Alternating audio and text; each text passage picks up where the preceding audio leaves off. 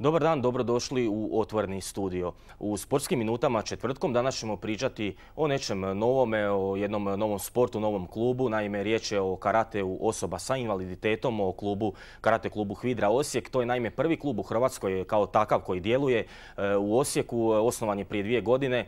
Počeli su njegovi članovi sa natjecanjima, pa ćemo malo opširnije o tom sportu pričati sa našim današnjim gostima. Tu je predsjednik kluba, sa mnom u studiju, možemo reći trener Daniel Kifner. Dobrodošli u studio. Dobar dan, lijepo vas našao. Evo, tu je i natjecatelj, desetogodišnji Ivan Modrić, također koji je na svojem prvom natjecanju u Belom Manastiru odmah i osvojio zlatnu medalju. Ivane, i ti dobrodošao u studio. Hvala. Daniela, evo možemo krenuti s vama ukratko malo više o karate klubu Hvidra. Kako ste uopće došli i ideju da pokrenete tako nešto, naravno o tom sportu za osobe sa invaliditetom, to u Hrvatskoj još nije viđeno do sada, tako vi ste jedinstveni klub kao što sam i rekao u najavi. Malo više kada je to osnovano, sve kako ste prikupili članove i kako djelujete? Ovako, osnovani smo 2008. godine na moju inicijativu. Malo su me bolila koljena, pa onda sam nekako mi je lakše bilo trenirati u kolicima, mislim, šalim se normalno. Uglavnom došao sam gledao sam malo internet i onda sam vidio da takvi postoje, odnosno dosta invalida po Europi se bavi tim sportom. Baš to pod nazivom wheelchair karate. I onda sam, tako da sam u krajnjoj liniji došao na tu ideju i osnovao 2008. klub. Onda smo 2009. smo radili smo zajedno sa karate klubom Hrvatski Sokol, dok nismo dobili sad u studenom, odnosno u studenom prošle godine smo dobili na korištenje dvoranu osnovne škole Grigor Vitez, gdje radimo 3 puta tjedno, ponedjeljkom, srijedom i petkom od 19 do 21.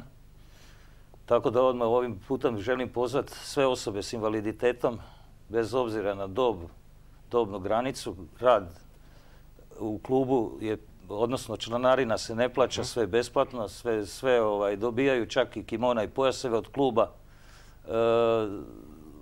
Stvaramo ekipu, došli smo, puno smo napravili u ovih godinu dana. Nastupili smo na 2 natjecanja. Jedno je bilo u 11. mjesecu prošle godine na kupu grada Osijeka, gdje su nastupili Ivica Vuković kao naš prvi natjecatelj i Saša Bajić u toj kategoriji hendi karatea. To je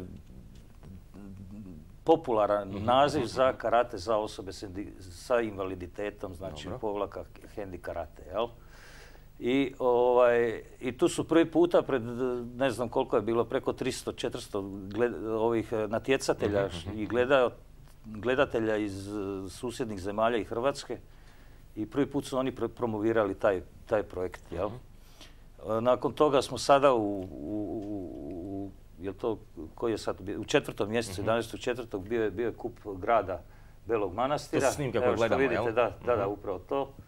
Bio je prvi kup grada Belog Manastira i tu smo dobili, što se zahvaljujem gospodinu Daliboru Svetličiću, organizatoru, da smo dobili šansu da pokažemo da osobe sa invaliditetom mogu ravnopravno sudjelovati u karateu.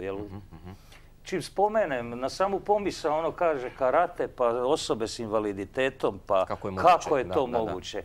Mislim, svi gledaju karate kroz neku borilački sport, međutim tu postoje malo dublje, evo vidite i sami, to se zasniva isključivo na posebno na katama